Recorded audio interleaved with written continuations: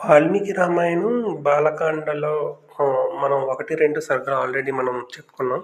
ఇది మూడవ సర్గ. అయితే తనకు నారద మహర్షి చెప్పిన రామకథ సమగ్రమైనదా? లేక ఇంకా ఏమైనా అధికంగా ఉందా? అని వాల్మీకి మహర్షి ఆలోచించాడు. తర్వాత వాల్మీకి మహర్షి ఆచనం చేశాడు. తూర్పు దిక్కుగా ముఖం పెట్టి దర్భాసనం మీద కూర్చున్నాడు.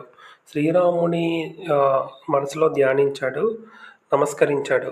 తన తపోబలంతో ఆలోచించాడు. దశరథుడు, శ్రీరాముడు, సీతమ్మ తల్లి, లక్ష్మణుడు ఏమేం చేశారో, ఏమేం మనసులో అనుకున్నారో, ఏమేం ఆలోచించారో, రాముడు, సీతమ్మ తల్లి ఏకాంతంగా ఉన్నప్పుడు ఏమేమి చేశారో, ఏమేం మాట్లాడుకున్నారో, ఎలా నవ్వుకున్నారో, ఏ ఏ దారుల వెంట నడిచారో, ఎక్కడెక్కడ నివసించారో, రాముడు, సీతమ్మ తల్లి, లక్ష్మణుడు ముగ్గురు అడవిలో ఎక్కడెక్కడ తిరిగారో, ఎక్కడెక్కడ నివసించారో ఆ విషయాలన్నిటినీ చాలా అమూలగ్రంగా యథాతథంగా తన యోగ దృష్టితో వాల్మీకి చూశాడు.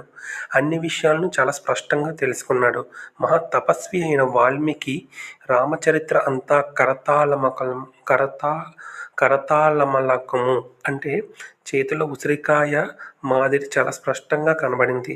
ఈ ప్రకారంగా మహా తపస్వి అయిన వాల్మీకి రామచరిత్రను దర్శించిన తర్వాత తాను చూచినది చూచినట్టుగా 4 పురుషార్థములలో ధర్మార్థ కామ మోక్షాల్లో ధర్మం ఎక్కువగా ప్రకాశించేటట్టుగా మిగిలిన పురుషార్థములు కూడా కూడి ఉండేటట్టుగా నారదుడు చెప్పిన విషయాలన్నిటినీ పొందుపరిచి అందరికీ వినడానికి మనోహరంగా ఉండేటట్టు రఘువంశ చరిత్ర అయిన రామాయణ మహాకావ్యం రచించాడు.